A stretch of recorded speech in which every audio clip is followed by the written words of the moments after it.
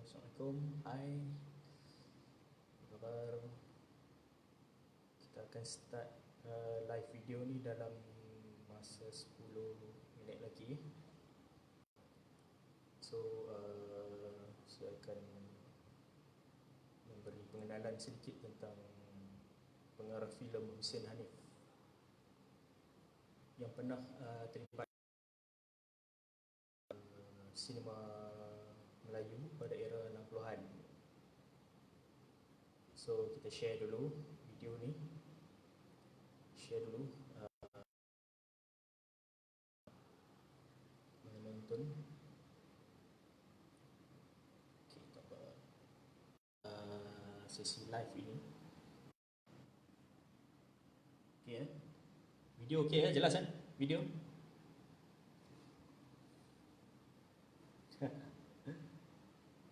Okay, komen sikit kalau video okey. Suara pun kalau okey, komen sikit. Saya nak dapat live kita ni dapat berlangsung tanpa ada sebarang masalah. Okey, harap video okey Video dan audio okey.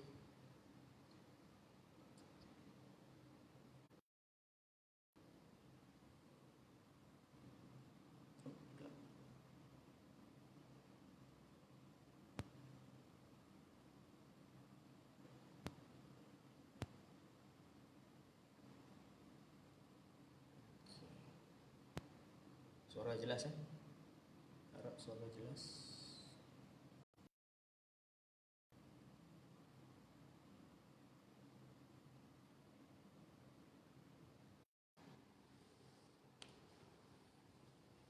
Okey, harap boleh respon kalau ada sebarang masalah visual ke ataupun audio ke tak jelas ke, boleh beritahu.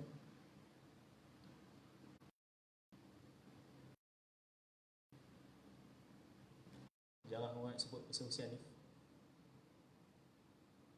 Video sedikit blur, mungkin connection tak kuat. Biasa tu. Malam-malam biasa pakai U-Mobile lah, dia agak internet dia tak kuat sangat. Kita akan mulakan lagi lebih kurang lagi 5 minit. Okey, Tengku Zakaria, Inamul Hassan. Okey, dah tengok. Okey, Era. Okey, share video ni. Live kita hari ni. Kita akan mulakan lagi 5 minit. Topik yang kita akan bincangkan hari ni adalah tentang pengarah Hussein Hanif. Seorang pengarah muda yang pernah terlibat dalam pembikinan filem Melayu di era studio, lebih spesifik lagi beliau berkhidmat di studio KT Kris. Cerita tentang KT Kris ni susah sikit nak dapat. Biasanya orang akan bercerita ataupun bercakap tentang studio Jelampas. So hari ni kita nak ubah sikit. Kita akan bercakap tentang pembikin filem di KT. Hopefully okey semua ni. Agak serba kekurangan sikit. Harap bertenang semua. Nak versi HD tak dapat abang. Ide Ali Razali. Kita akan sembang pasal Hussein Hanif. Kita masuk sikit lah pasal KT Kris kan, Jelampas sikit, suasana filem di zaman tu.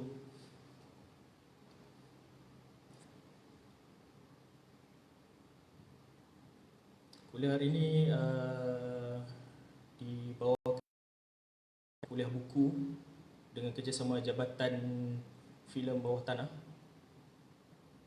Kena pakai mic, dah pakai mic.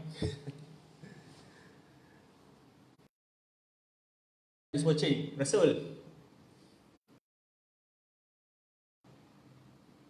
Boleh pakai mic. Dah pakai mic. Hello, jelas tak? Oh, yang ni je yang ada mic. So, harap okey lah. Harap sound okey hari ni, membantu. Okey, kita akan mulakan sebentar saja. Share dulu video ni. Share dulu pada grup buku ataupun grup masak tak jadi. Okey. Lagi ramai yang tonton live kita malam ni, lagi meriah lah. Kita boleh bincang sikit. Ezri Layang Putih, Hussein Hanif antara yang terbaik. Director yang terbaik. Saya banyak baca tulisan Encik dan kalau ada yang nak tanya soalan, boleh tanya soalan. Sekejap lagi saya akan bukakan soalan kepada tuan-tuan semua, ataupun nak beri pandangan ke tentang Hussein Hanif ni. Saya mengalu-alukan.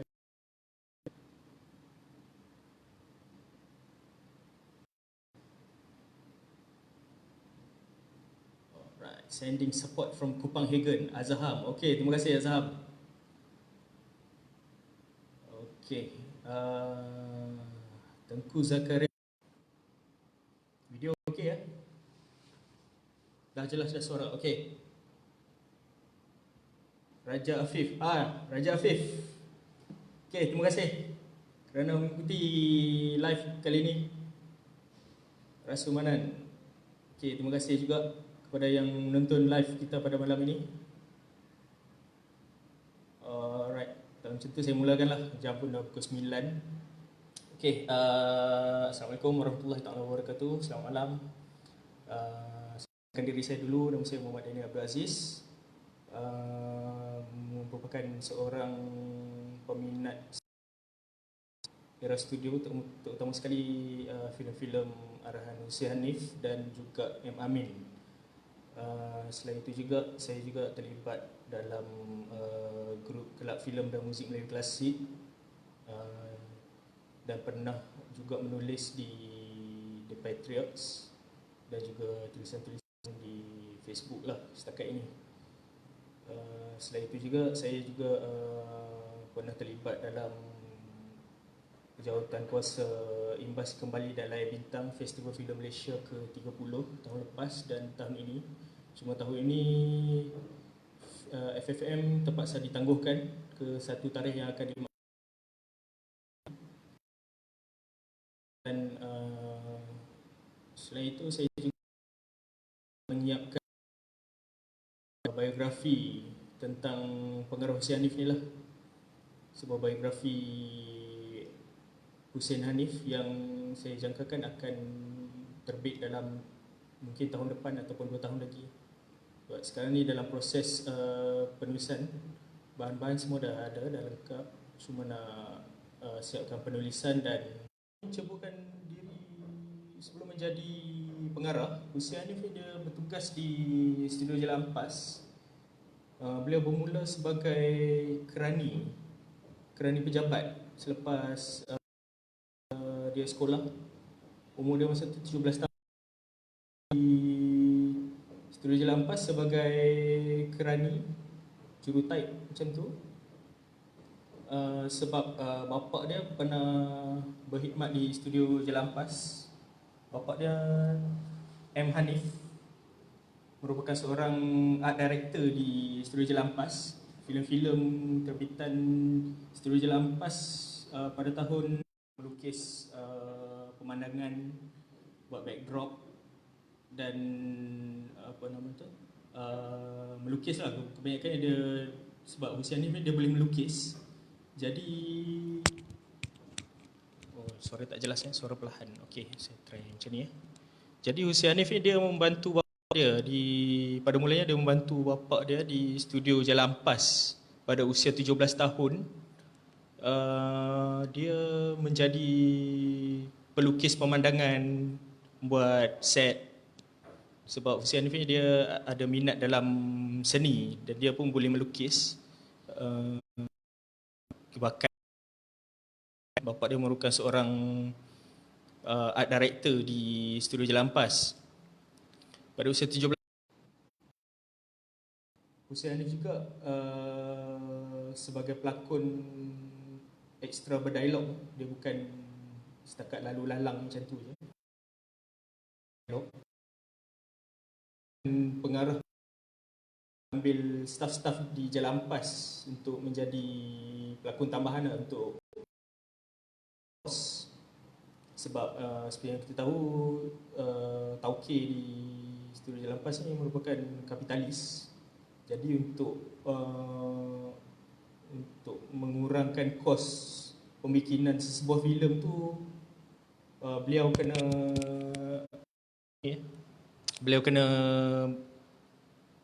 ambil pelakon-pelakon yang mana tukang kayu pun dia ambil menjadi pelakon ekstra kan. Pelakon-pelakon yang memang diberi tawaran kontrak lakonan tu lah. Sebab itu tak lama selepas tu Hussein Hanif dia tak suka berlakon. Pada dia lakonan bukan jiwa dia. Beliau lebih suka satu magic. Beliau sangat tertarik dengan kerja-kerja penyuntingan dan juga beliau banyak menghabiskan masa di dalam bilik penyuntingan lah. Sewaktu di Jalan Ampas bersama dengan gurunya iaitu HR Narayana. Dan juga Hussein Hanif memang agak obses dengan penyuntingan filem sehingga beliau boleh duduk di dalam bilik penyuntingan tu sampai berjam-jam. Dia tak kisah duduk dalam tu untuk buat benda yang dia suka. Itu cinta pandang pertama dia kepada dunia sinema lah. Dalam sebelum tu dia bekerja di sebagai kerani, dia tak suka. Lepas tu jadi pelakon pun dia tak berapa gemar berlakon, duduk di depan kamera, itu bukan jiwa dia. Dan kemudiannya pada penghujung tahun 1951 studio Keris Filem telah dibuka di Tampines Road, Singapura oleh Tauke dia iaitu Ho Alok. Dan pada ketika itulah mendapat galakan daripada guru dia HR Narayana untuk memohon kerja di studio Keris Filem. Sebab studio buka, so banyak kaki tangan yang perlu oleh studio tu. Dan kemudiannya atas dorongan beberapa orang pengarah juga iaitu B.S. Rajan dan L. Krishnan, jadi Hussein Hanif pun memohon kerja sebagai penyunting filem lah di Keris Filem. Beliau pergi interview dengan Ho Alok. Ho Alok suka dengan kerja dia dan beliau diambil bekerja lah di Keris Filem pada tahun penghujung 1951 pada bulan November. Studio itu dibuka pada bulan November dan dalam tempoh tu lah, dalam November Disember macam tu, Hussein Hanif berpindah ke Keris Filem untuk bertugas di studio baru lah. Dan di sana Hussein Hanif banyak terlibat dalam penyuntingan filem-filem awal terbitan Keris Filem. Seperti mana yang kita tahu, filem pertama yang dibuat oleh Keris Filem iaitu filem Buluh Perindu, merupakan sebuah filem berwarna, berbajet agak besar, dan Hussein Hanif juga terlibat sebagai penyunting filem itulah. Cuma sayangnya filem tersebut kita tak dapat tonton sekarang ni sebab filem tu dah pupus. Agak sayang dekat situ. Dan kebanyakan filem-filem tahun 1953, filem Buluh Perindu diterbitkan pada tahun 1953, 2 tahun selepas lebih kurang 2 tahun selepas studio dibuka. Dan kebanyakan filem-filem awal di studio KT Chris, di Chris Film memang diedit mendapat sentuhan oleh Hussein Hanif ni. Dan bagi Hussein Hanif, dia rasakan teknik penyuntingan tu sangat penting dalam pembikinan filem. Di mana seperti yang kita tahu, kalau shooting dalam satu shooting tu, yang mana yang lakon tu, itu semua proses, salah satu proses ambil bahan mentah dan filem seterusnya akan diedit untuk menjadi sebuah feature film yang biasanya berdurasi 1 jam setengah ataupun 2 jam paling lama pada ketika itulah. Dan Hussein Hanif memang kerjanya siang malam memang menyunting filem sebab dari tahun 1953 sampai 1960 Hussein Hanif secara puratanya Hussein Hanif telah menyunting sebanyak 6 buah filem dalam 1 tahun. Satu jumlah yang agak banyak bagi seorang penyunting filem.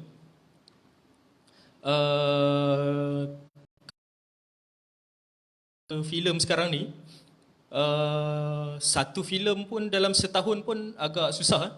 Walaupun dengan teknologi sekarang ni yang digital, dulu filem diedit menggunakan teknik manual. Cetak dalam diambil, direkod menggunakan dalam satu filem, setahu saya dalam 10 ke 60 can filem. Jadi semua can filem tu memang bertimbun lah dalam office dia tu. So dekat meja dia tu, dekat belakang rak dia tu memang penuh dengan yang satu filem mengambil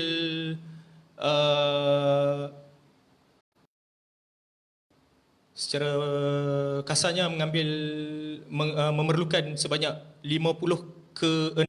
Dan benda ini diakui oleh PRO di KT Chris iaitu Hamzah. Beliau membuat pengakuan, Hussein Hanif seorang penyunting yang sangat cekap. Beliau sangat committed dengan kerja dia. Dan kadang-kadang Hussein Hanif ni dia edit filem, dia potong filem panjang tu, reel panjang tu dengan menggunakan tangan kosong, tak menggunakan gunting. So tahap itu dia punya tahap kecekapan dengan pengarah filem di KT Chris ketika itu. Terutama sekali L. Krishnan lah. L. Krishnan pernah bertengkar dengan Hussein Hanif. Lepas tu pengarah L. Krishnan ni cakap Hussein Hanif ni sangat keras kepala. Budak ni keras kepala. Dan saya bagi pengenalan dulu ni. Sekejap lagi kita boleh teruskan dengan sesi yang seterusnya. Pada tahun 1960, selepas 7 tahun Hussein Hanif menjadi penyunting, beliau telah ditawarkan oleh KT Chris untuk menjadi Jalan Ampas dan mereka perlukan seorang pengarah yang baru. Jadi mereka nampak Hussein Hanif ni seorang yang cekap. So pada pandangan pemilik studio pada ketika itu, Hussein Hanif ni sangat sesuai untuk seorang pengarah filem kerana bagi tauke dia, Mr. Lokwanto, seorang penyunting filem itu mampu menjadi seorang pengarah yang baik. Dan pada mulanya Hussein Hanif tak berapa minat untuk menjadi seorang pengarah filem kerana memang kepada penyuntingan saja pada mulanya. Dan beliau pun agak risau untuk menjadi pengarah filem kerana berisiko sebab Hussein tahun 1960 itu mempunyai tanggungan anak yang agak ramai. Jadi dia takut kehilangan pekerjaan. Jadi untuk tawaran pertama tu Hussein Hanif terpaksa menolak. Tak berminat untuk menjadi pengarah filem sebab dia dah okey dah jadi penyunting filem sebab gaji dia masa tu pun dah 700. Jadi pihak Keris Filem berbincang tetap nak lantik Hussein Hanif ni untuk menjadi pengarah. Dan antara isi kandungannya, Hussein Hanif kalau filem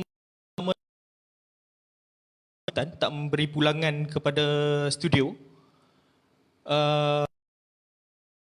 jaminan yang diberikan oleh pihak pengurusan. Dan yang keduanya, beliau boleh bekerja sebagai editor semula sekiranya filem pertamanya itu tidak mendapat sambutan dan tidak membawa pulangan kepada studio lah, sebab studio kan dia nak dan itulah pentingnya penyuntingan. So dia boleh potong beberapa scene yang diambil, yang di shooting,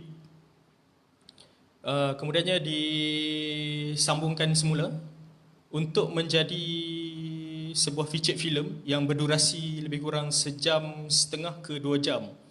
Jadi dalam tempoh itu penonton tidak okey. Dan filem pertama Hussein Hanif iaitu filem Hang Jebat yang diterbitkan pada tahun 1961 pada bulan Mac, lebih spesifik 18 Mac 1951, tayangan Hari Raya Aidilfitri. Jadi untuk pengarah yang first time buat filem, agak besar lah untuk sebuah filem Hari Raya pertama. Sebab kalau kita tengok budaya penontonan di filem-filem, budaya penontonan filem-filem di tahun 1960-an, kebanyakan penonton akan menonton filem semasa Hari Raya. Mereka menyambut Hari Raya dengan menonton filem. Sebab agak susah nak datang ke pekan untuk menonton filem. Kena naik, kadang-kadang kena naik 2-3 bas untuk dari kampung ke bandar untuk menonton filem. Dan seorang pengarah itu memang menjadi keinginan dia supaya filem-filem arahan dia ditayangkan semasa Hari Raya. Bagi mereka itu satu bonus lah, sebab Hari Raya kan orang ada duit. Dan kemudiannya ramai-ramai boleh tonton di panggung. Dan pembikinan filem Hang Jebat itu yang boleh saya kongsikan mengambil masa lebih kurang 4 bulan sebelum, dan post production dia pun mengambil masa yang agak lama. Hussein Hanif dia teliti ya, sangat teliti ya dalam membikin filem. Dia tak suka orang yang tak boleh bagi komitmen. Dan kru-kru dia memang patuh dengan arahan dia. Pada waktu Hussein Hanif menjadi pengarah filem, usia dia baru 25 tahun. Usia yang sangat muda. Sebab P. Ramlee ketika mengarah filem Penarik Beca, ketika itu beliau berusia 26 tahun. Hussein Hanif mengarahkan filem Hang Jebat pada usia 25 tahun. Jadi filem Hang Jebat ini boleh saya kongsikan sedikit. Pembikinan itu bermula selepas perbincangan oleh 3 orang, iaitu satu Hussein Hanif sendiri, keduanya M. Amin, penolong pengarah dia yang juga pelakon di dalam filem itu, dan yang ketiganya Ali Aziz. Ali Aziz ini merupakan penulis dan pelajar Universiti Melaya pada ketika itu, dan menjadi sahabat baik Hussein Hanif jugalah. Filem Hang Jebat ini merupakan adaptasi daripada drama pentas, drama pentas yang dikarang oleh Ali Aziz ni sendiri, iaitu Hang Jebat Menderhaka. Drama ini pernah dipentaskan di panggung Victoria, Singapura pada tahun 1960. Hussein Hanif menonton drama pentas itu dan dia tertarik dengan skrip itu, dan kemudiannya beliau berbincang dengan Ali Aziz untuk memilmkan filem Hang Jebat itu. Dan yang boleh saya kongsikan sekarang ni, iaitu ini merupakan buku Hang Jebat Menderhaka, satu tragedi yang ditulis oleh Ali Aziz. Buku ini diterbitkan oleh Malaya Publishing House Singapura pada tahun 1960. Yang boleh saya kongsikan sedikit tentang di sebalik pembikinan filem Hang Jebat. Filem pertama arahan Hussein Hanif, dan filem kedua arahan Hussein Hanif yang berjudul Dang Anom juga ditayangkan di Hari Raya Aidilfitri setahun selepas Hang Jebat ditayangkan. Ambil masa setahun gap dia untuk Hussein Hanif buat filem untuk ditayangkan di Pawagam. Merupakan novel yang dikarang oleh Ali Aziz. Sekali lagi, Ali Aziz membantu Hussein Hanif dalam pembikinan filem. Buku ini telah diterbitkan pada tahun 1961. Dan Ali Aziz ni yang boleh saya kongsikan, dia sangat tertarik dengan idea-idea sosialis. Dan seperti mana yang kita tahu, filem Hang Jebat juga agak ketara. Dia punya kualiti dia tu, dan suara yang Hussein Hanif nak sampaikan dalam filem itu, dia nak mengubah tanggapan masyarakat yang mengatakan Hang Jebat itu wira, dengan nak mengubah persepsi itu menurut sudut pandang dia sendiri melalui teks Ali Aziz yang ingin melihat sisi lain hikayat Hang Tuah itu sendiri, dan agak meletup filem tu, dan mengubah persepsi masyarakat terhadap Hang Tuah dan Hang Jebat ni. Kerana sebelum itu masyarakat rata-ratanya mengidolakan filem Hang Tuah yang dibuat oleh yang dibuatkan beberapa tahun sebelum itu, tahun 1956, di studio Jalan Ampas, yang dilakonkan oleh P. Ramlee, Ahmad Mahmud dan Nordin Ahmad. Diarahkan oleh seorang pengarah yang didatangkan dari India, Pani Majumdar. Filem itu secara fizikalnya nampak mahal. Production value dia sangat mahal berbanding filem Hang Jebat. Tetapi filem Hang Jebat ini berjaya membuatkan penonton-penonton pada ketika itu berfikir kembali, Hang Jebat ini wira yang sebenarnya ataupun Hang Tuah merupakan wira yang sebenarnya, dan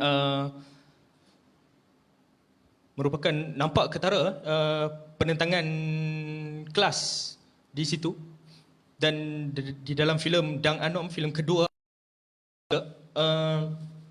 sangat kuat unsur-unsur anti-feudal,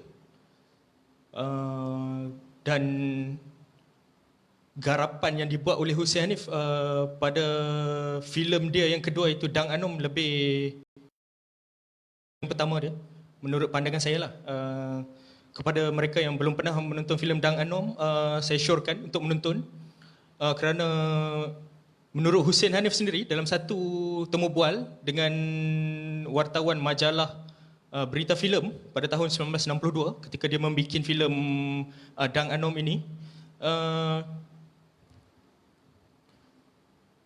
antara filem Hang Tuah dan Dang Anom ini mana yang lebih hebat menurut Hussein Hanif? Dia mengatakan Dang Anom lebih hebat berbanding Hang Tuah, Hang Jebat. Okey, sebelum itu sebelum meneruskan lagi, saya nak baca soalan yang diajukan oleh anda. Sekejap. Saya nak scroll dulu.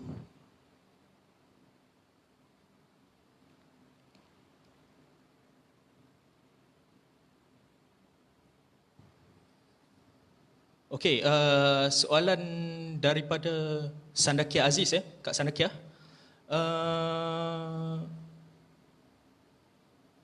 Muhammad Hanif dengan Mustafa Yassin, siapa lagi senior? Jawapannya M. Hanif. M. Hanif lebih senior daripada Mustafa Yassin. Yang menjadi art director di studio Jalan Ampas,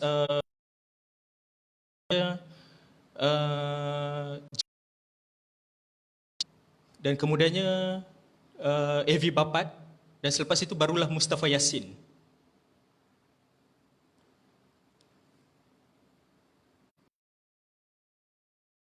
Soalan yang kedua, filem berwarna tak sempat. Soalan dari Era Azman. Filem berwarna tak sempat Hussein Hanif. Sebenarnya sekejap lagi saya akan cerita tentang filem berwarna yang akan diarahkan, yang sepatutnya diarahkan oleh Hussein Hanif, menjadi kenyataan Hussein Hanif meninggal dunia. Sekejap lagi saya akan terangkan dengan lebih terperinci lah untuk soalan Era Azman ni. Okey, kemudiannya soalan yang ketiga dari filem-filem Hussein Hanif, ada kritikan sosial tak? Apa ya contoh filem dia yang nice? Okey, untuk menjawab soalan ini agak panjang sikit jawapan saya, tapi saya cuba ringkaskan. Filem-filem Hussein Hanif kebanyakannya mempunyai kritikan sosial yang sangat kuat. Sama ada filem bergenre purbawara ataupun filem-filem drama sosial moden, yang menjadi gambaran saya yang boleh saya kongsikan. Hussein Hanif dia mengarahkan 12 buah filem. Dari latar masa filem ini adalah drama moden, dan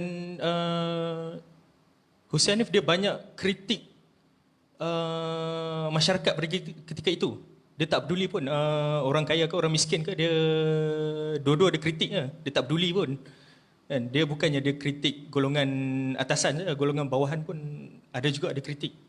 Dan kritikan itu sangat tajam dan juga pedas. Itu memang menjadi style Hussein Hanif, sebab dia seorang outspoken, seorang yang outspoken dan agak garang dia di penggambaran. Hussein Hanif pernah, untuk pengetahuan anda semua, Hussein Hanif pernah membelasah seorang filem Dang Anom dengan mengatakan Hussein Hanif tak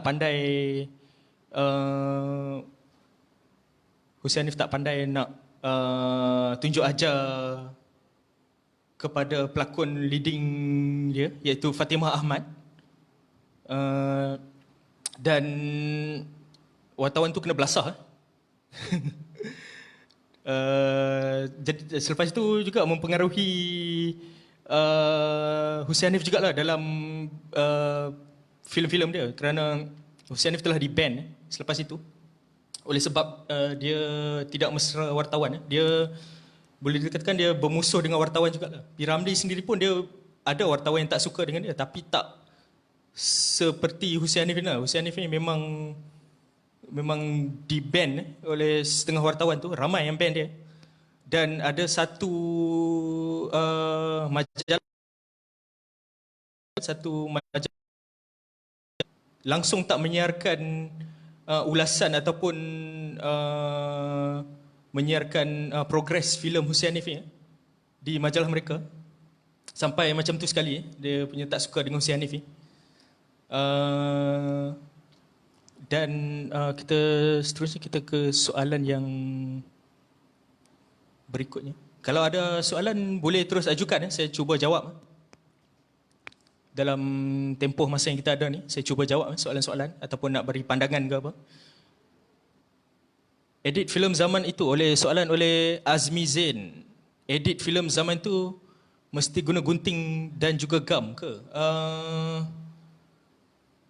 Editing pada waktu itu manually dia buat secara manual. Dia mesin untuk menyambung dia, untuk memotong filem-filem tu perlu menggunakan gunting dan juga ada peralatan-peralatan yang berkaitan lah. Dan memang untuk editing filem tu pun celluloid tu kena pakai glove sebab nanti cap jari ni akan melekat dekat celluloid tu dan kena buat secara hati-hati. Untuk mengedit filem tu juga perlu menggunakan kanta ataupun lampu suluh untuk lihat sequence babak-babak yang ingin diambil dan yang mana yang nak dibuang tu mereka perlu menggunakan gunting untuk memotong filem tu. Dan Hussein Hanif kadang-kadang dia guna tarikan tangan dia saja. Dia tak gunakan gunting. Pada mulanya dia menggunakan gunting tapi lama-kelamaan dia dah sampai level boleh tarik-tarik filem tu macam tu je. Dan kemudiannya hasil dia pun tak buruk hasil dia sangat kemas. Itu salah satu kelebihan Hussein Hanif dalam dunia perfilman ni. Selain dia sangat teliti lah dengan suntingan dia tu.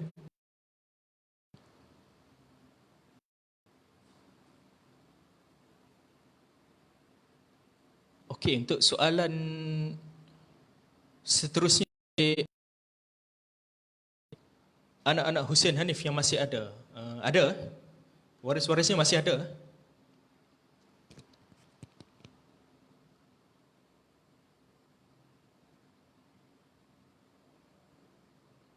Okey, soalan seterusnya. Kenapa filem-filem Melayu lama baik 80-an, 90-an dan awal 2000 serta drama-drama Melayu seperti drama-drama Pendekar tidak dijaga dengan baik? Tonton lagi. Menjawab soalan ini,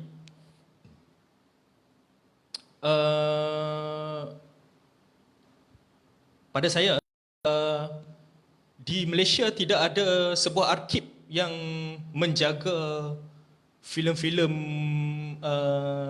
terbitan. Filem-filem ni kebanyakannya disimpan oleh penerbit itu sendiri.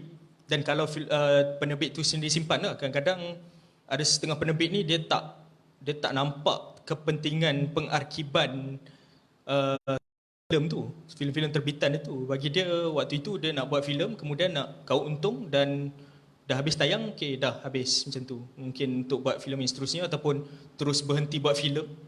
Ini kebanyakannya berlaku di era 70-an dan 80-an. Filem-filem 60-an ni satu pengarkiban telah dibuat di Singapura pada tahun 2014 dan kemudiannya mereka juga membuat pembudayaan tayangan secara berkala di Singapura, mendapat kerjasama daripada National Museum of Singapore. Dan budaya filem di Singapura pada sekarang ini sedang berkembang.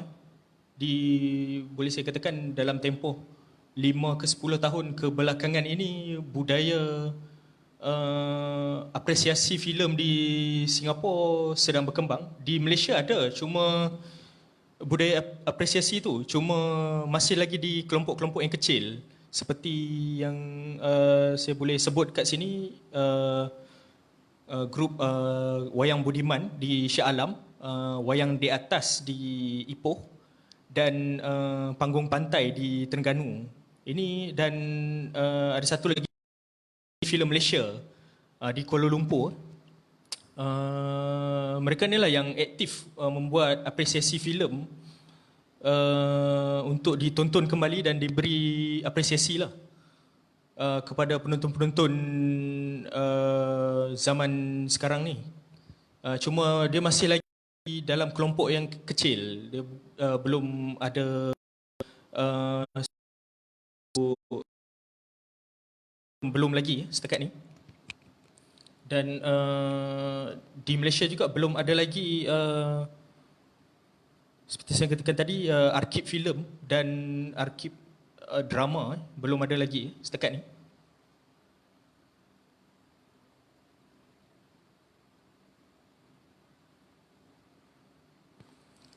Okey, soalan seterusnya oleh saudara Hidir Ali.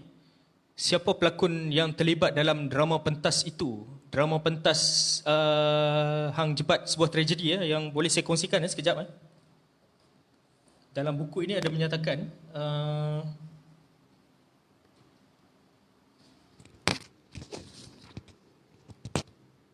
okey,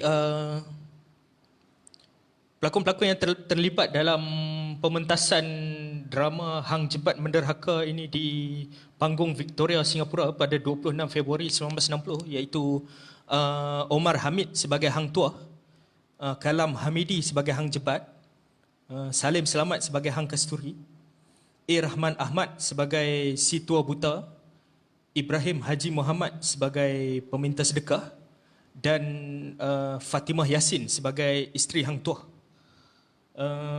Drama ini sebenarnya merupakan sebahagian saja daripada filem Hang Jebat tu. Dia dah hujung-hujung sebelum Tuah dan Jebat membuat perhitungan terakhir. Sebelum-sebelum tu, semasa Hang Tuah bahkan untuk dibunuh oleh Sultan Melaka ini, dan juga sewaktu Hang Jebat Menderhaka itu tidak dinyatakan dalam penulisan drama ini. Itu dikembangkan sendiri oleh Hussein Hanif di dalam filem, dan dia mengambil 4 bulan untuk membuat filem Hang Jebat ini.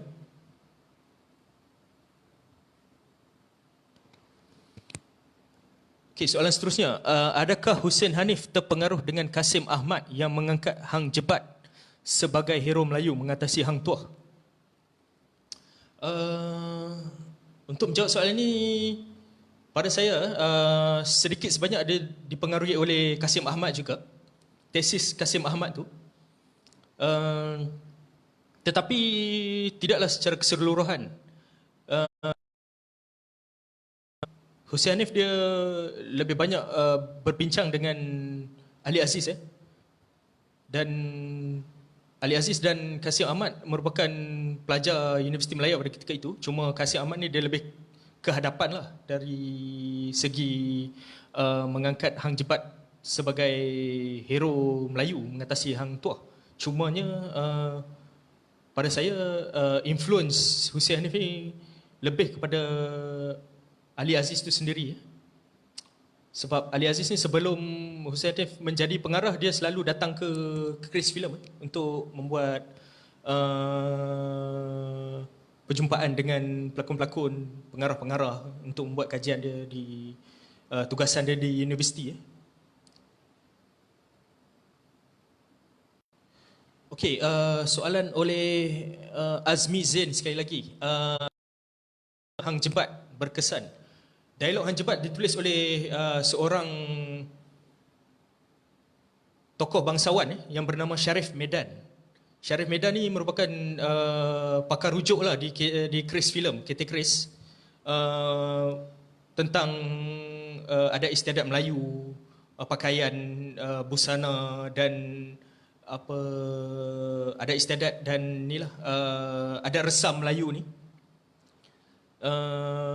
Mereka banyak merujuk kepada Pak Syarif Medan ya, sebab dia berpengalaman lama di dalam dunia bangsawan ni, pementasan. Keduanya mereka banyak merujuk juga kepada seorang lagi pelakon bangsawan, iaitu Pak Yem Jaafar di Chris Film.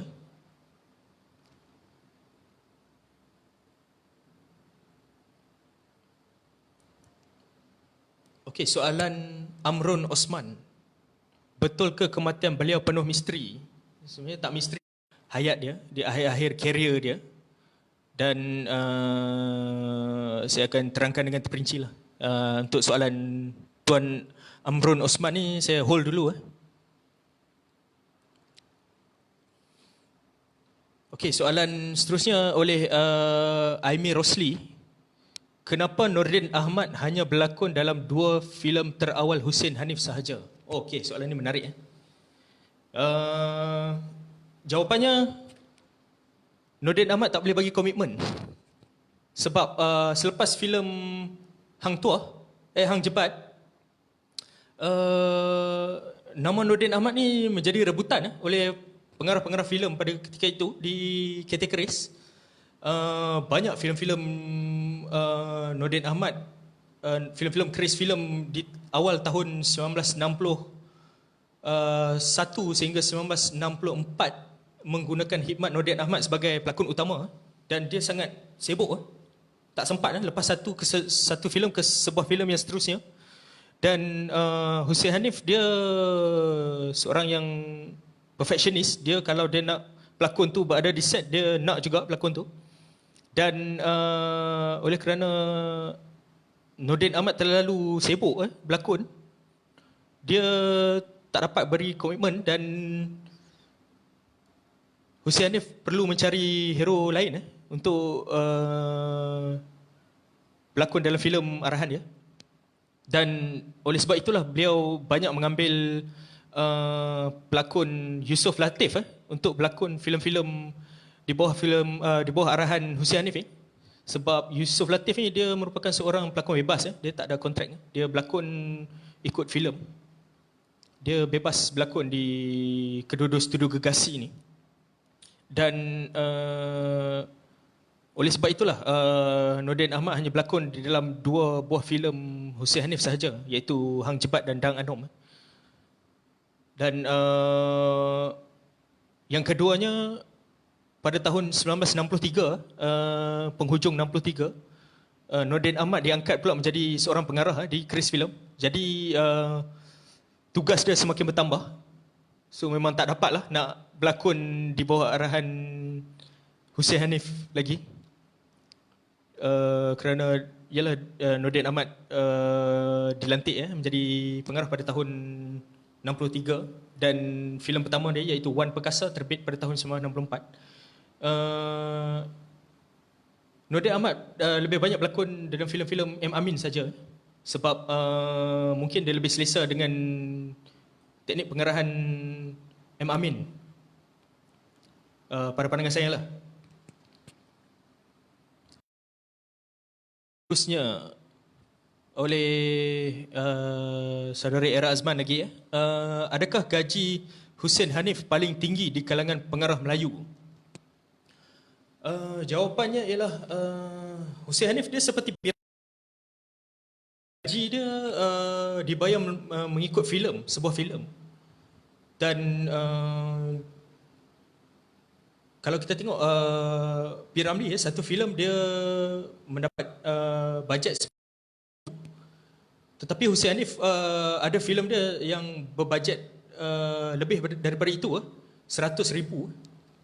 Seperti filem Dua Pendekar yang diterbitkan pada tahun 1964. Filem itu merupakan sebuah filem yang bajet tinggi lah, antara filem-filem Hussein Hanif yang berbajet tinggi.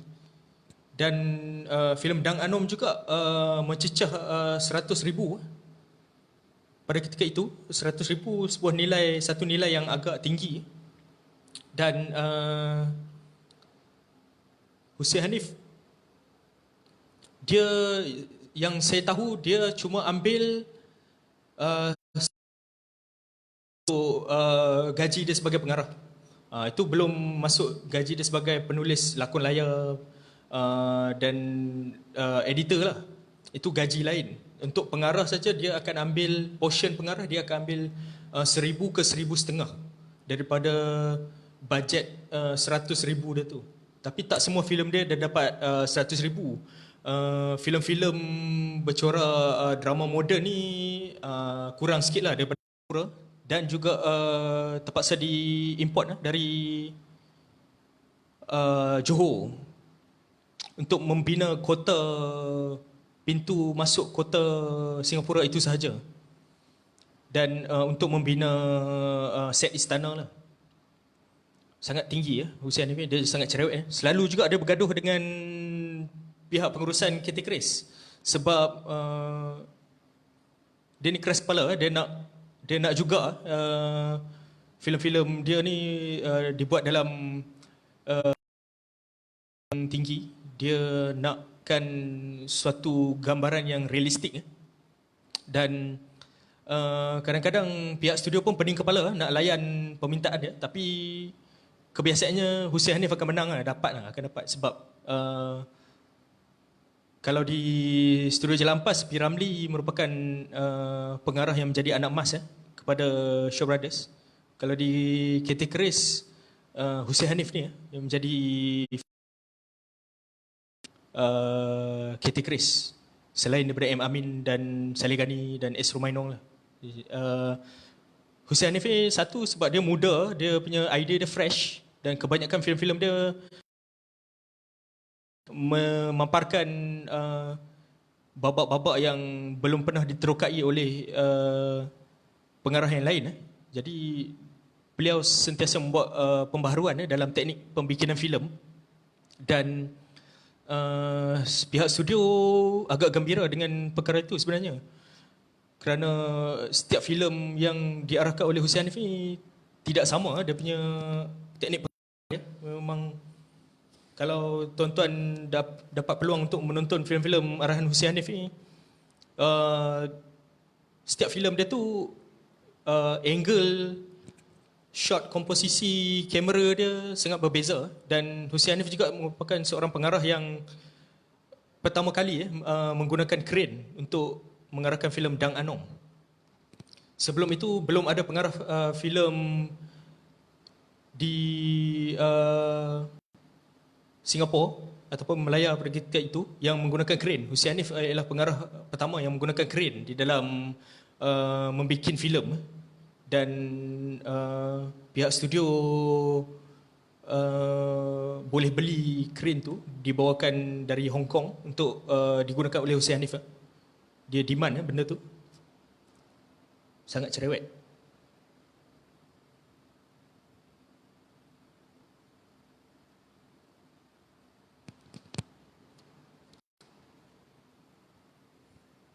Okey, alat editing dipanggil splicer, bukan gunting. Okey, terima kasih Bapa Nasir Jani.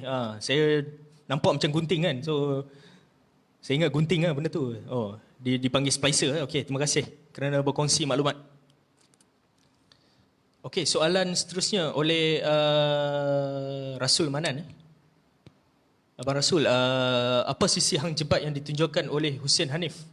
Hero yang balas dendam atas ketidakadilan atau si jahat yang rakus mengamuk membunuh ramai orang seperti raja yang tidak adil? Hussein Hanif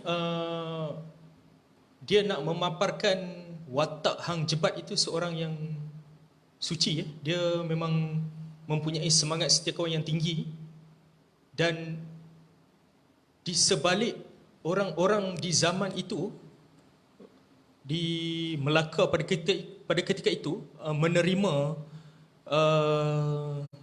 titah sultan untuk membuang Hang Tuah, walaupun seperti yang kita tahu Hang Tuah itu sendiri merupakan orang ketiga yang berkuasa di Melaka pada ketika itu, dan mempunyai banyak jasa kepada sultan itu sendiri. Dan Hussein Hanif nak tonjolkan watak Hang Jebat ini merupakan seorang yang mempunyai semangat setia kawan dan berfikiran rasional sebenarnya. Kan? Sebab itulah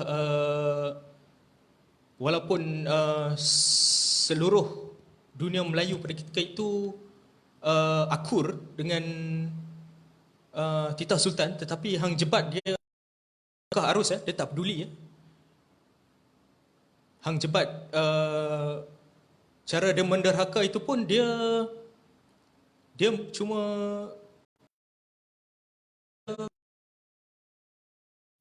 menjadi duri dalam daging. Dia tidak dalam filem tersebut dia hanya membalas dendam kepada orang-orang yang dianggap Hang Jebat itu sebagai penyebar fitnah yang membuat angkara, sebab dia nak membela tuah itu bukan sembrono. Dan juga ketika mana Hang Tuah kembali dan Jebat secara tiba-tiba hati dia kembali berbunga apabila dia dapat mengetahui Hang Tuah masih hidup, dan dia tidak mahu berlawan dengan Hang Tuah. Di dalam filem Hang Jebat itu dipaparkan watak Hang Jebat itu tidak mahu berlawan pada mulanya. Dia menyarungkan balik ke dalam sarungnya. Itu tanda dia tidak mahu bertelagah dengan saudara dia. Dan ketika mana dia tercedera itu pada saya ketika orang yang sedang sakit Hang Jebat mengamuk dengan menikam orang-orang yang dianggapnya sebagai anjing-anjing raja. Jelas dialog itu dilontarkan oleh Nordin Ahmad di dalam filem itu dan tidak dipotong. Masih ada lagi sampai sekarang. Ketika Hang Jebat itu mengamuk, sangat jelas unsur-unsur anti-feudal di dalam filem Hang Jebat itu sendiri.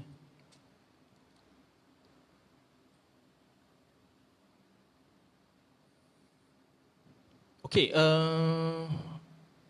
soalan seterusnya, siapakah heroin filem terbaik dari pandangan Hussein Hanif? Pelakon favourite dia ada dua. Satu Fatimah Ahmad dan kedua Latifah Omar. Itu pelakon favourite dia. Dan yang Hussein Hanif hormat, pelakon wanita yang Hussein Hanif hormati ialah Siput Sarawak. Kerana Siput ni dia sangat berani. Dia membuat lakonan itu sangat real. Dia memang seorang pelakon yang memang boleh dikatakan kelas A lah, pelakon grade A.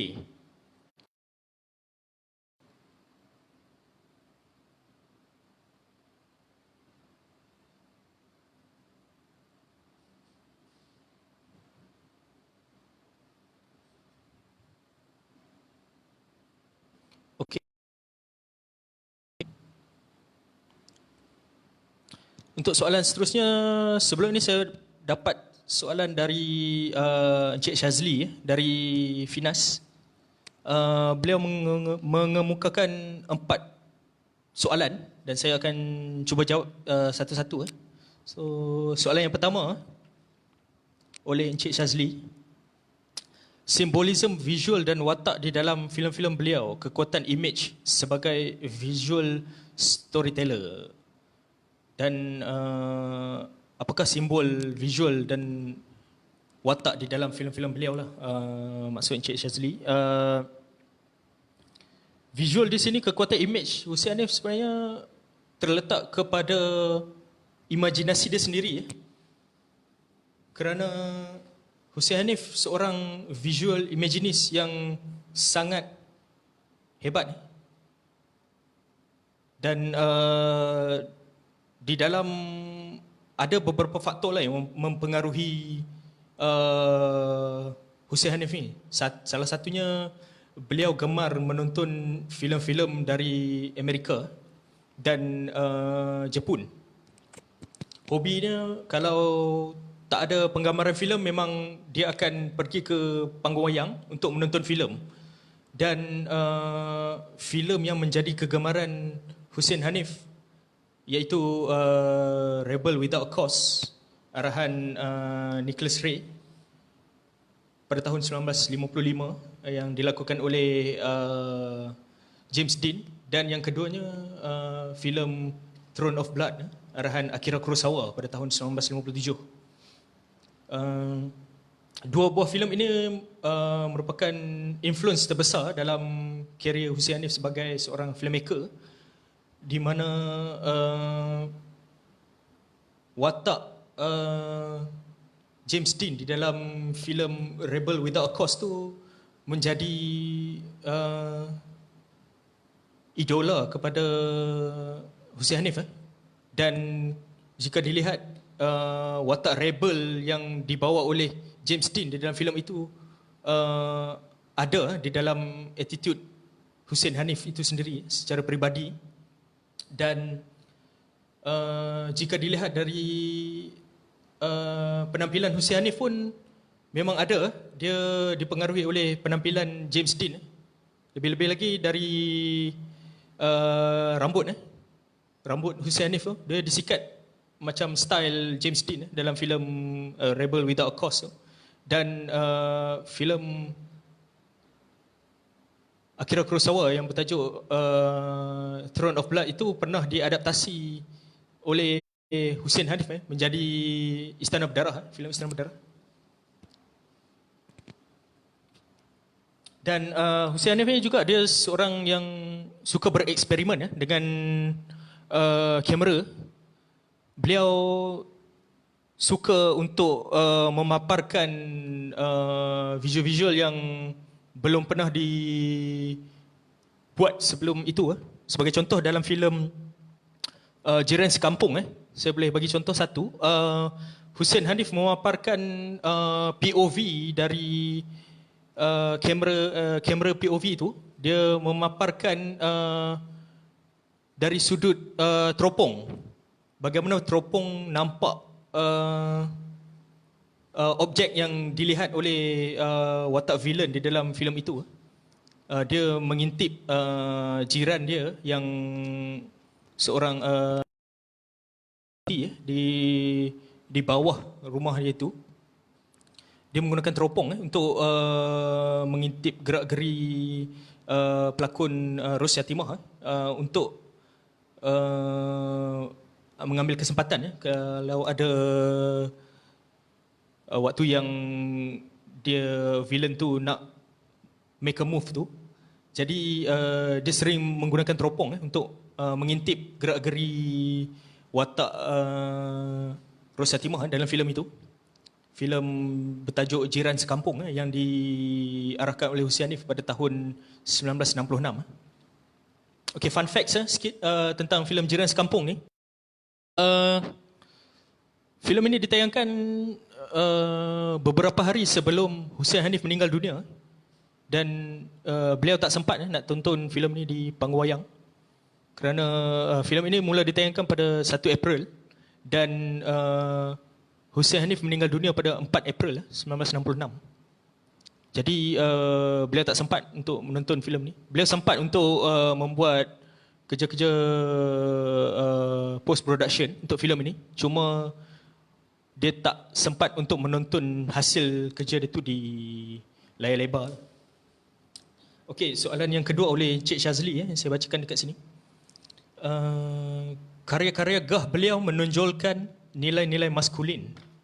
Keperwiraan, kepimpinan, ketuanan adakah wujud hubung kait ideologi, falsafah dan aspirasi beliau sebagai pemikir untuk menyampaikan sesuatu bersifat nasionalisme di dalam medium filem. Ada influence Hussein Hanif ni. Dia nak tonjolkan sesuatu untuk meraihkan suasana di zaman itu.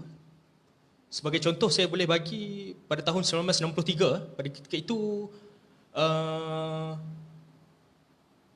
Singapura, Sabah dan Sarawak hendak digabungkan dengan Persekutuan Tanah Melayu dan untuk membentuk Gagasan Malaysia pada 16 September 1963. Dan di dalam filem Hussein Hanif yang ke-6 iaitu Gila Talak yang ditayangkan pada bulan Mei 1963, beberapa bulan sebelum Gagasan Malaysia itu diwujudkan secara rasminya, Hussein Hanif di dalam filem itu telah memaparkan satu babak di mana sebuah pementasan opera sedang dipentaskan dan nama pentas opera itu ialah Opera Malaysia dan pementasan yang dibuat ialah pementasan Dondang Sayang. Yang kita tahu Dondang Sayang ni berasal dari Melaka dan Hussein Hanif ni sendiri dia dilahirkan di Melaka. Jangan salah anggap, Hussein Hanif dia dilahirkan di Melaka. Dan sebagai anak Melaka dia nak tunjukkan kebudayaan negeri dia di dalam filem arahan dia pada ketika itu yang ingin meraihkan gagasan Malaysia. Dan itu sangat menarik bagi saya untuk kita sama-sama kupas isu tersebut kerana P. Ramlee juga pernah membuat benda yang sama di dalam filem Nasib Labu Labi di mana ada di hadapan kedai kain yang dimiliki oleh Haji Bakhil itu merupakan sebuah hotel yang bernama Hotel Malaysia dan filem itu ditayangkan sebelum gagasan Malaysia itu sendiri secara rasminya terbentuk. Dan seperti P. Ramlee juga, Hussein Hanif ni seorang yang boleh dikatakan nasionalis lah juga. Cuma kita mungkin agak kurang terdedah dengan karya-karya Hussein Hanif sebab mungkin filem-filem dia kurang ditayangkan ataupun kurang diberi perhatian dan tidak diberi apresiasi yang sepatutnya. Selain filem-filem terbitan studio di era itu. Dan untuk menjawab soalan yang diajukan oleh Encik Shazli ni juga, selain Gila Talak, ada satu filem lagi iaitu Dua Pendekar, di mana Hussein Hanif di dalam filem Dua Pendekar ini beliau telah mengkritik secara jelas kerajaan pada ketika itu. Di mana watak Adam, lakonan Yusof Latif, dia menyoalkan kembali kepada pembesar wakil kepada bendahara ni yang dilakukan oleh Saleh Malam. Saleh Malam menjadi bendahara di dalam filem Dua Pendekar ini. Watak Adam ini menyoal kembali peranan kerajaan pada ketika itu kerana bendahara ingin mengerah tenaga orang-orang kampung ini untuk membuat istana baru walaupun istana yang lama itu masih elok. Bendahara ingin menunjukkan belang dia, ingin menunjukkan kuasa dia dan dengan kuasa yang dia ada dia ingin mengerahkan supaya orang-orang kampung di situ untuk membuat istana dengan percuma. Dan di dalam filem itu watak Adam lakonan Yusof Latif telah menyoalkan kembali di hadapan orang ramai tentang soal itulah dan dialog yang dilontarkan oleh Yusof Latif berbunyi macam ni. Biasanya kerajaan yang mesti tolong kepada rakyat membetulkan jabatan yang patah, membaiki tali air, memberi tanah percuma kepada petani. Tapi rakyat pula dipaksa bekerja secara percuma. Jadi Hussein Hanif dia dari ideologi dia, dari pemikiran dia telah nampak sebuah kerajaan itu fungsinya apa. Dan seperti mana yang kita tahu pada tahun 60-an negara kita, negara Malaysia dan Singapura yang terpisah secara politik merupakan sebuah negara yang baru, negara dunia ketiga yang baru ditubuhkan. dan masih lagi perlahan-lahan mencari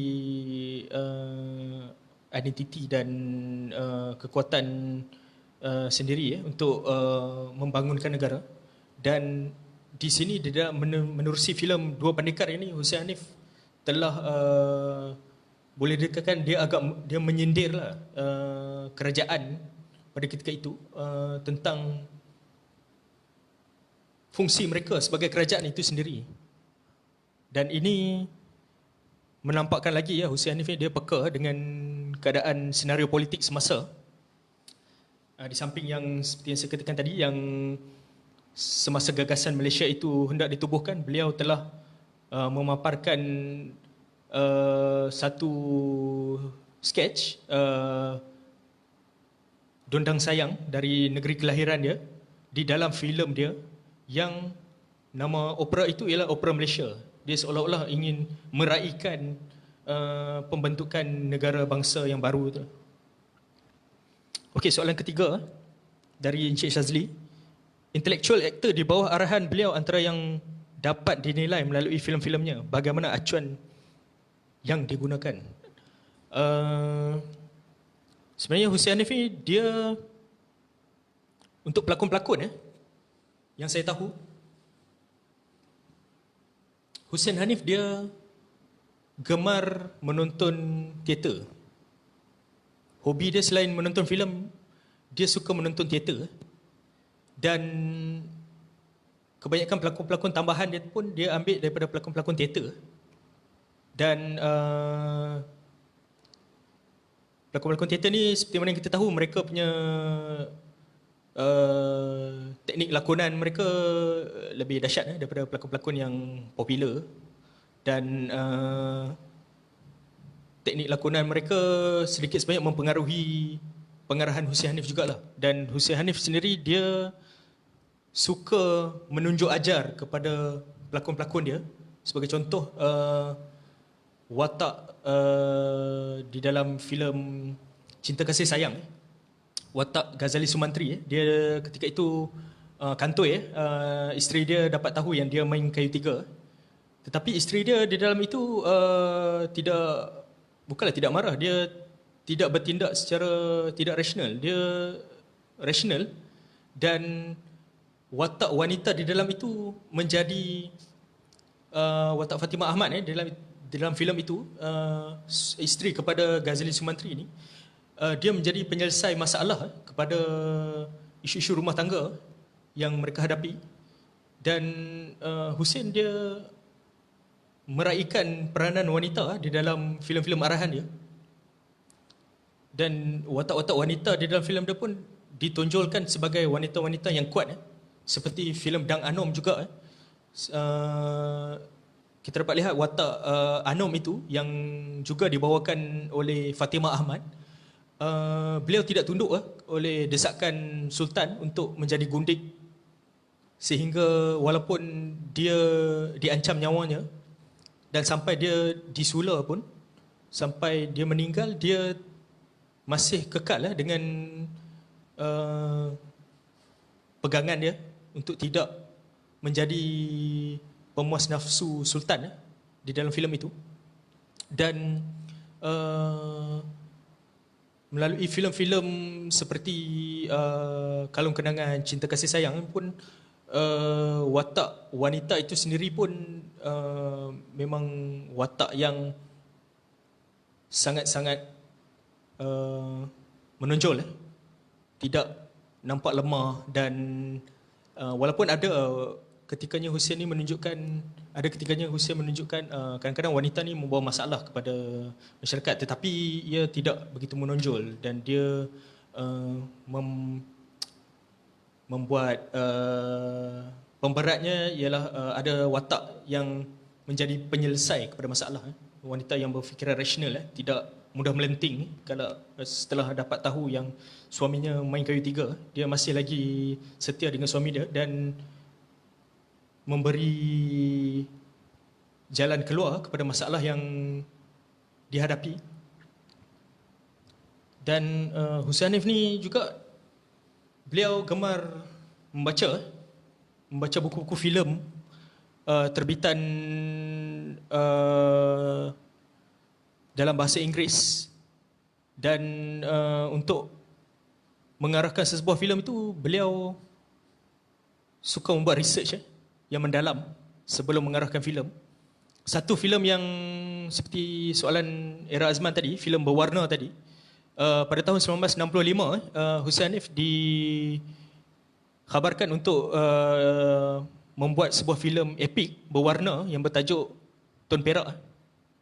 Filem Tun Perak ni diselenggarakan proses mencari maklumat, proses research yang Hussein Hanif buat seawal tahun 1963. Dan Hussein Hanif ni juga dia gemar berulang-alik dari satu tempat ke satu tempat mencari bahan. Dan dia bukan seorang yang cincai, dia sangat teliti dalam pengkajian dia, dalam pengarahan dia, dalam pemilihan kru-kru, pemilihan cerita. Ada skrip yang dia dapat, ada yang dia reject juga daripada penulis-penulis skrip pada ketika itu, kerana pada dia skrip itu tidak mempunyai kekuatan dalam dia nak terjemahkan ke layar perak. Okey. Soalan daripada Encik Shazli, soalan terakhir. Sisi-sisi peribadi beliau yang jarang diperkatakan. Okey, ni menarik. Ni mungkin panjang sikit saya nak cakap. Selain daripada gemar menonton teater, menonton filem, membaca buku dan membuat research, Hussein Hanif ni dia ada satu keinginan dia untuk melanjutkan pelajaran dia. Yang saya dapat tahu pada tahun 1963 ada satu laporan akhbar yang melaporkan bahawa Hussein Hanif akan menyambung pelajaran di United Kingdom. Saya percaya Hussein Hanif ingin melanjutkan pelajaran di London Film School pada tahun 1963, dan berita itu disiar pada bulan April ketika itu filem Masuk Angin Keluar Asap sedang ditayangkan. So Hussein Hanif ni dia minta kepada penguasa studio dia, studio Cathay Chris, untuk menyambung pengajian di London Film School tu. Saya percaya London Film School, dan dia nak filem Melayu ni, dia nak menggali lagi ilmu tentang filem. Dia tak nak career dia setakat itu saja. Ilmu dia nak kembangkan lagi ilmu secara formal. Hussein Hanif ni, satu persamaan dia dengan P. Ramlee, mereka berdua tidak mendapat pendidikan formal dalam pembikinan filem. Tetapi Hussein Hanif pernah satu ketika dia nak menyambung pengajian dia di dalam bidang perfilman di London Film School. Tetapi tidak menjadi kenyataan sebab saya fikir sebab-sebab peribadi sebab pada ketika itu beliau dapat anak baru dan dia pun sibuk dengan karier dia. Dia sangat kerja keras siang malam untuk membuat filem. Jadi mungkin dia hold dulu benda tu sampai ke satu masa yang dia rasa sesuai untuk disambung pengajian dia tu. Tetapi itulah, dia meninggal muda pada usia 32 tahun pada tahun 66 selepas filem Udang di Sebalik Batu. Filem Udang di Sebalik Batu itu dia sempat untuk habiskan syuting. Sebaik saja Hussein Hanif collapse dan dikejarkan ke hospital. Dan perkara ini dilaporkan oleh majalah Berita Filem pada bulan Mei 1966.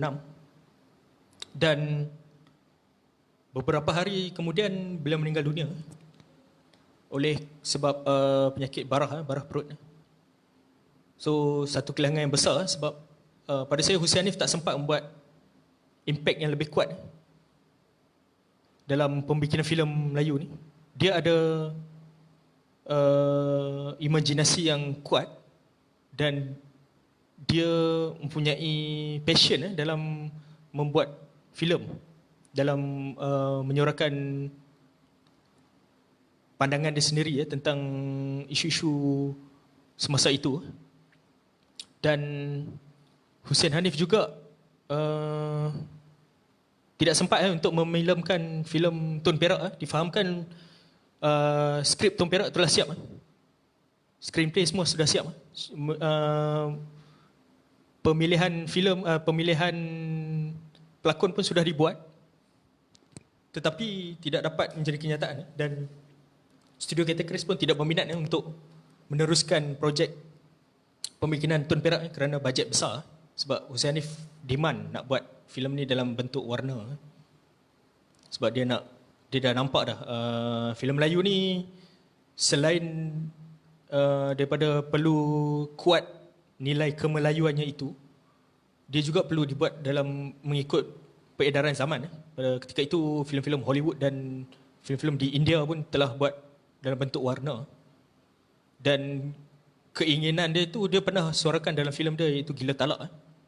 Ada satu babak tu Hussein secara jelasnya ada mention satu watak Pak Rahman ni, dia pergi jumpa Bomoh untuk minta ilmu pengasih lah. Kemudian Jampi Bomoh itu menggunakan reference Technicolor untuk bunga-bunga yang digunakan dia untuk semasa Jampi Serapahnya itu. Kan? Dia gunakan bunga-bunga yang berwarna Technicolor. Dia gunakan reference itu untuk menggambarkan Hussein Hanif punya desire dia untuk membuat filem dalam corak warna. Dan pada saya sisi peribadi Hussein Hanif ni perlu digali lagi sebab tak banyak bacaan tentang sifat peribadi Hussein Hanif ni sendiri. Sangat terhad. Okey, saya baca soalan yang seterusnya. Oh, belum ada lagi. Okey, Amrun Osman mengatakan 2 pendekar siksaan menggunakan roda kereta lembu amat cantik dan unik. Yes.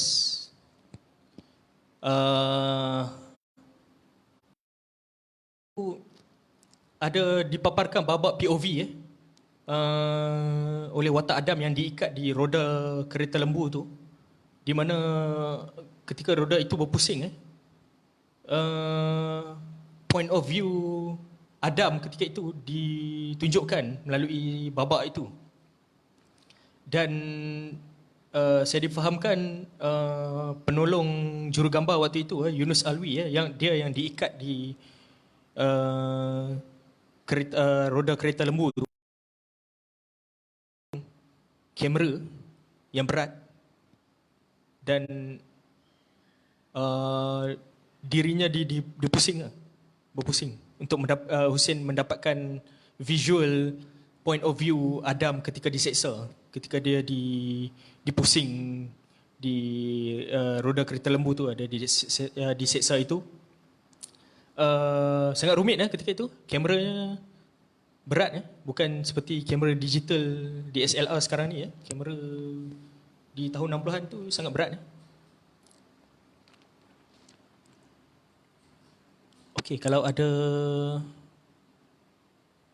soalan lagi kita boleh saya boleh jawabkan yang mana yang mana saya sempat jawab, saya jawab. Okey, Cik Shazli memberi pandangan. Saya teruja melihat Hussein Hanif meneroka dimensi lakonan pelakon-pelakonnya seperti Ros Yatimah dalam 2 pendekar, wanita-wanita yang kuat nilai dan ideologi maskulinnya. Ya, betul. Selain Ros Yatimah, kebanyakan pelakon-pelakon yang pernah berlakon, pelakon-pelakon wanita yang pernah berlakon di dalam filem Hussein Hanif, Hussein Hanif memandang mereka bukan sekadar pelakon yang menjual rupa. Dia tak suka benda tu. bagi Hussein Hanif, pelakon dia perlu berfungsi sebagai pelakon lah. Dia perlu melakukan watak-watak yang mencabar dan bukan senang untuk berlakon di bawah arahan Hussein Hanif kerana dia seorang yang sangat perfectionist. Kalau tak jadi dia minta buat banyak kali, berulang kali, dan rehearsal dia pun kebiasaannya, kelazimannya rehearsal Hussein Hanif ni lama sebelum dia ada mood untuk ambil shot. Seperti filem Hang Jebat yang boleh saya kongsikan, yang pernah saya tulis sebelum ini. Sebelum memulakan penggambaran filem Hang Jebat itu, Hussein Hanif akan duduk di meja bilik pengarahnya. Setiap pengarah dia ada bilik-biliknya sendiri. Mereka agak special. Seperti juga pengarah-pengarah di filem, pengarah-pengarah di Jalan Pas, mereka ada bilik-bilik yang sendiri. Dan Hussein Hanif ni di dalam biliknya tu dia akan susun keris yang akan digunakan di dalam filem-filem Hang Jebat itu. Keris itu kemudian ditelitinya, dibeliknya, dan orang pun pelik kenapa dia buat macam tu. Itu padanya dia nak ambil mood untuk dapatkan, mungkin dia nak dapatkan semangat Hang Jebat yang mengalir melalui keris itu. Dan penggambaran filem Hussein Hanif ni kebanyakannya berlaku di outdoor untuk mendapatkan gambaran yang lebih realistik berbanding filem-filem terbitan Shaw Brothers di Jalan Pas. Filem-filem Shaw Brothers ni kebanyakannya dilakukan di dalam studio, dilukis pemandangan apa semua tu. Dan berbanding filem-filem keris filem, pengarah-pengarah seperti Romaino, M. Amin, Saleh Ghani, mereka ni diberi kebebasan untuk membuat penggambaran di luar kawasan. Dan Hussein Hanif sendiri dia pernah melakukan penggambaran di Johor, di Melaka, di mana lagi banyaklah tempat dia pernah pergi untuk membuat syuting untuk kru-kru dia.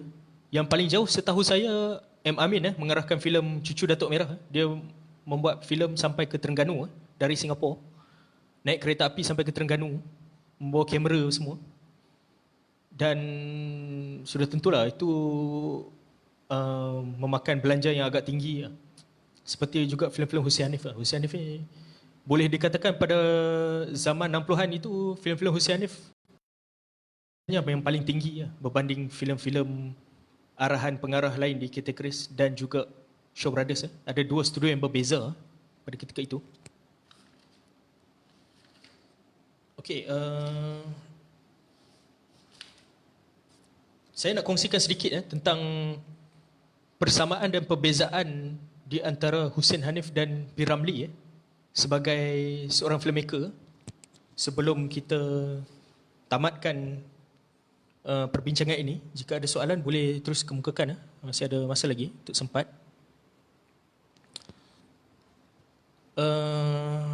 Persamaan dan perbezaan Hussein Hanif dengan P. Ramlee. Hussein Hanif ini, kita pergi kepada persamaan dulu. Persamaan mereka berdua ini ialah, yang pertamanya, mereka tidak pernah mendapat pendidikan formal. Macam saya cakapkan tadi, mendapat pendidikan formal dalam bidang perfilman. Ini semua hasil daripada bakat mereka sendiri. Dan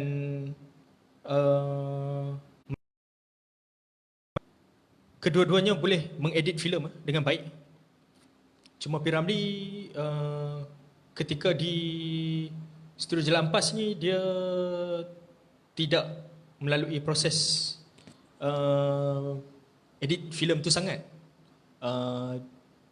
Hussein Hanif, yes. Hussein Hanif kebanyakan filem-filem arahannya dia akan edit sendiri. Walaupun di kredit title itu diletakkan nama Eng Cheng Liat, pembantu dia ketika dia jadi editor dulu, ketua editor dulu.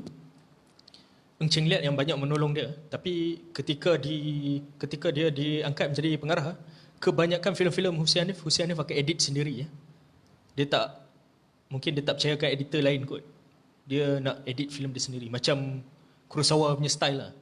Kurosawa akan edit filem dia sendiri. Dia takkan bagi dekat editor filem lain. Walaupun editor itu berbakat, berpengalaman, mempunyai kepakaran, tetapi mereka lebih selesa untuk mengedit filem mereka sendiri. Dan yang ketiganya, mereka kedua-duanya bermula sebagai kru. P. Ramlee dan Hussein Hanif bermula sebagai kru filem dan pelakon tambahan. Hussein Hanif pernah berlakon di dalam 3 buah filem, iaitu Bapa Saya, Sejoli dan satu lagi filem Juwita. Dan babak dia sedikit saja. Dalam filem Bapa Saya tu Hussein Hanif jadi pelajar sekolah. Dalam filem Sejoli dia jadi kerani di sebuah hotel.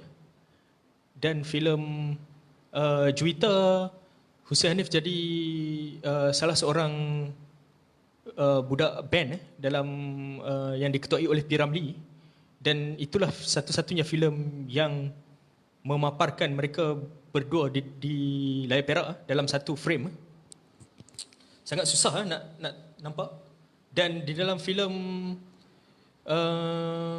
Juwita itu juga ada satu frame, ada satu babak di mana M. Amin, Hussein Hanif dan P. Ramlee dalam satu frame. Itu sangat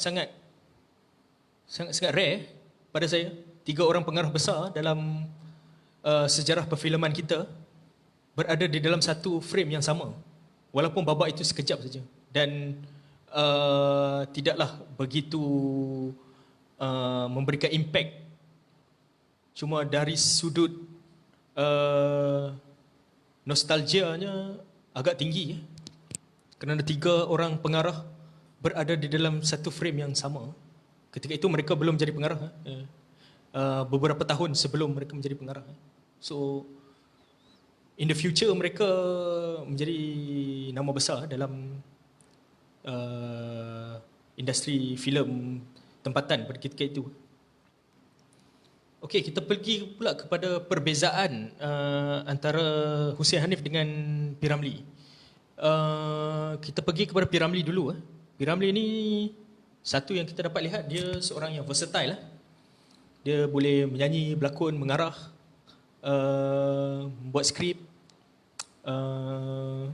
membuat lakon layar, mengedit filem, dan dia juga sering berlakon di hadapan kamera.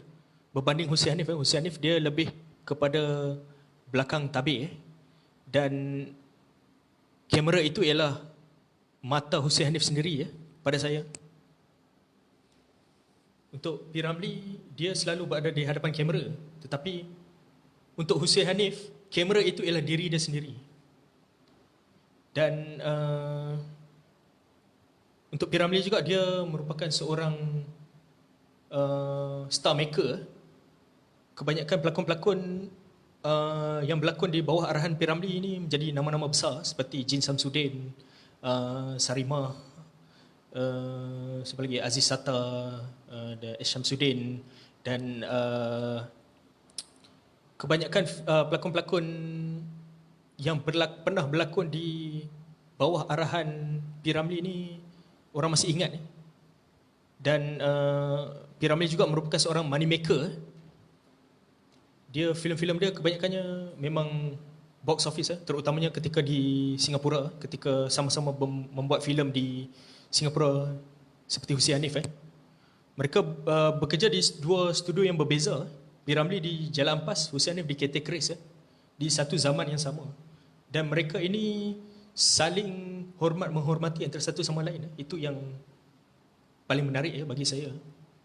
Hussein Hanif pernah mengatakan bahawa dia ingin menjadi hebat seperti P. Ramlee. Dia menyanjungi ketokohan P. Ramlee sebagai seorang pengarah.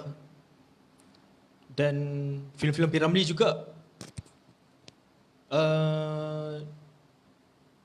mendapat sambutan yang hangat oleh masyarakat, kerana P. Ramlee ni dia faham setiap lapisan masyarakat itu bagaimana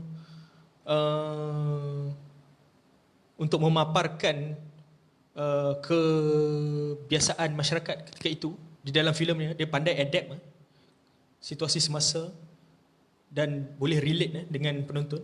Walaupun sudah 40-50 tahun pun orang masih boleh relate. P. Ramlee ada kelebihan itu. Dan Hussein Hanif, beza dia dengan P. Ramlee ni ialah Hussein Hanif dia seorang editor yang sangat cekap. Dan kebanyakan filem-filem dia, seperti yang saya cakap tadi, Hussein Hanif akan edit sendiri filem dia. Dan Hussein Hanif ni merupakan seorang pakar dalam filem-filem bercorak purbawara. Kebanyakan filem-filem purbawara dia sangat real dan sangat brutal, boleh saya katakan.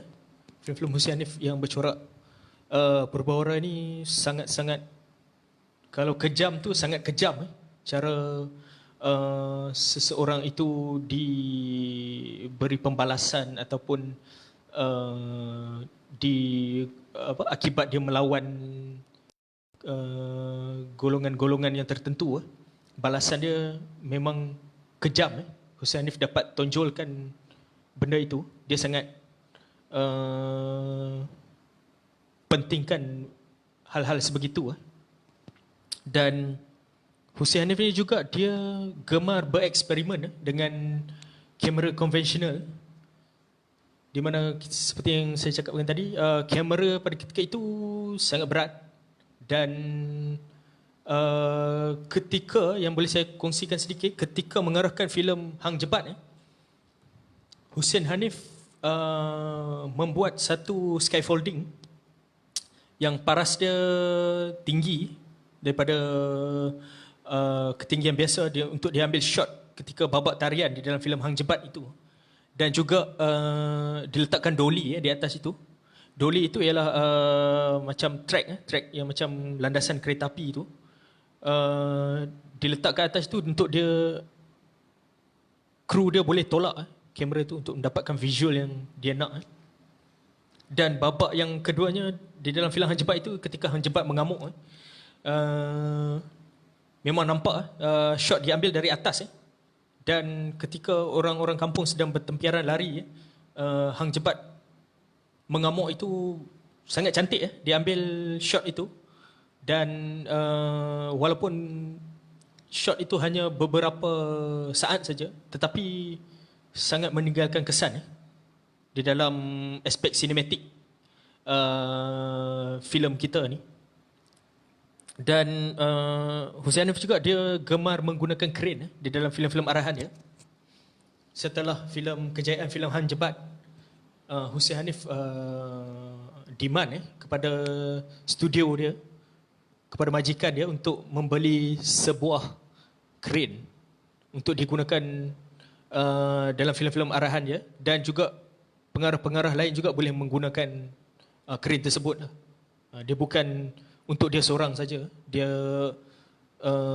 demand untuk pembelian tu untuk digunakan oleh pengarah-pengarah yang ada pada ketika itu, untuk sama-sama menaikkan mutu pembikinan filem Melayu.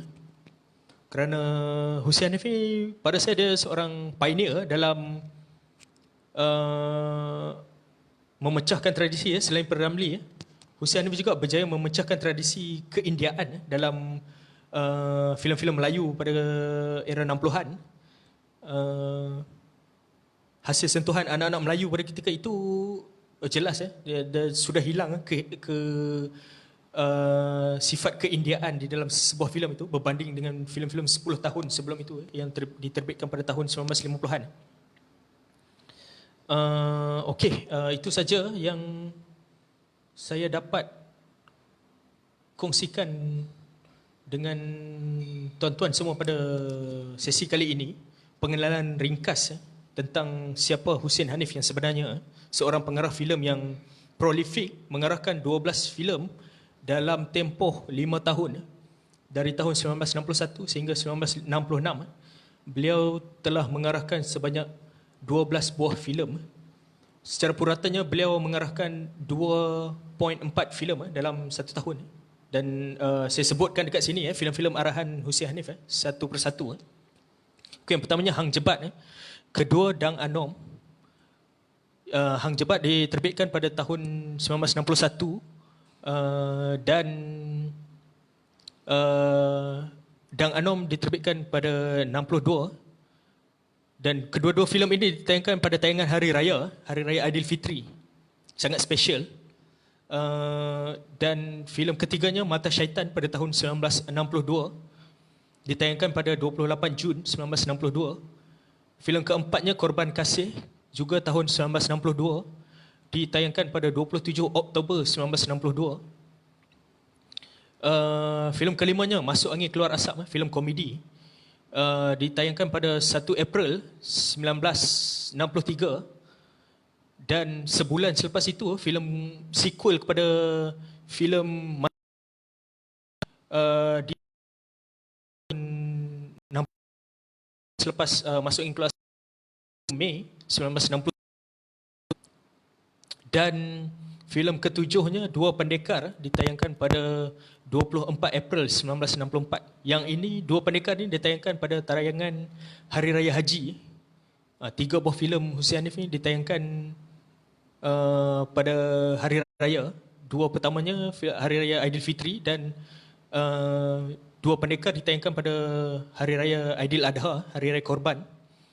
Dan selepas Dua Pendekar, Kalung Kenangan pada tahun 1960 pada 22 September 64.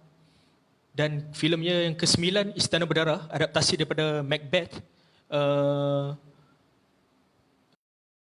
William Shakespeare, yang melalui filem Throne of Blood arahan Akira Kurosawa pada tahun 1965, 3 Februari, 1 Syawal. Satu lagi filem Hussein Hanif yang ditayangkan pada Hari Raya. Dan filemnya yang ke-10 Cinta Kasih Sayang, filem drama moden. Filem ini sangat menarik bagi saya. Boleh saya katakan ini antara filem terbaik Hussein Hanif, Cinta Kasih Sayang ni. Diterbitkan pada tahun 1965 pada selepas Hussein Hanif meninggal dunia. 2 bulan selepas Hussein Hanif meninggal dunia pada tahun 1996, 3 Jun. Beliau tidak sempat untuk mengedit dan membuat kerja-kerja post production untuk filem Udang di Sebalik Batu ini. Sangat sayang. Dan saya perhatikan Udang di Sebalik Batu ini editingnya memang bukan seperti Hussein Hanif, filem-filem Hussein Hanif yang sebelum itulah. Dan di antara 12 filem ini, satu filem yang sekarang ini dikhabarkan telah pupus, iaitu Istana Berdarah. Sayang filem ini yang adaptasi daripada filem Akira Kurosawa ni, idola dia sendiri. Dan saya difahamkan beliau membuat filem ini setelah beliau pulang dari festival filem. Dan di Tokyo itu Hussein Hanif sempat melawat Toho Studio, di mana tempat Akira Kurosawa bekerja. Beliau sempat melawat studio, dapat inspirasi untuk membuat filem Istana Berdarah ini selepas pulang dari festival filem Asia Pasifik. Dan dalam kebanyakan filem-filem Hussein Hanif ini, yang banyak diperkatakan ialah 2 filem pertama dia lah, iaitu Hang Jebat dan Dang Anom. Dan tetapi saya syorkan kepada semua yang menonton live pada malam ini untuk cuba untuk menonton filem-filem Hussein Hanif seperti Korban Kasih, Cinta Kasih Sayang dan Jiran Sekampung. Pada saya 3 buah filem ini, filem drama moden beliau ini sangat kuat kritikan sosialnya. Banyak kritikan sosial yang terkandung di dalam filem ini, di mana Hussein Hanif berjaya menggarapkan kritikan-kritikan sosial tersebut dengan secara kasar juga. Mungkin sebab itu jarang dipertontonkan. Mungkin salah satu faktor. Dan okey, untuk yang terakhir ni saya nak kongsikan sedikit fakta. Hussein Hanif itu ialah seorang anak Melaka. Kepada saya rasa ni, kalau bapa Nasir Jani tengok ni, mungkin dia happy kot kan, sebab Hussein Hanif ni sama negeri dengan dia. Okey, yang saya akan tunjukkan ini ialah sijil kelahiran anak Hussein Hanif yang saya dapat salinannya, di mana yang mendaftarkan pendaftaran kelahiran anaknya ini di Singapura pada ketika itu pada tahun 1965, 9 Mei 1965. Dan di ruangan ini Hussein Hanif ada ini fakta di mana Hussein Hanif ini memang terbukti seorang anak Melaka.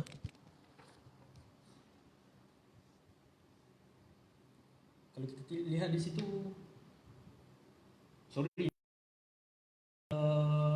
di ruangan ini country of birth Melaka, dan pekerjaan dia film director, race Malay,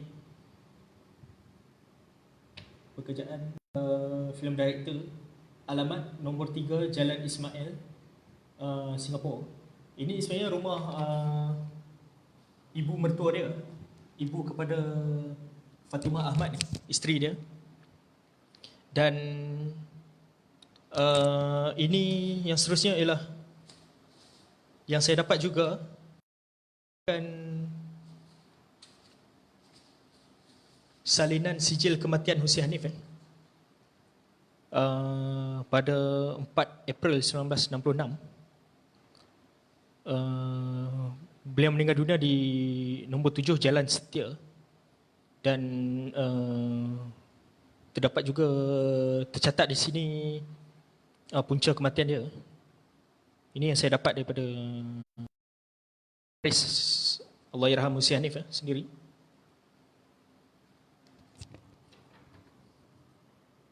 Ini merupakan sijil kematian Hussein Hanif, salinan sijil kematian Hussein Hanif.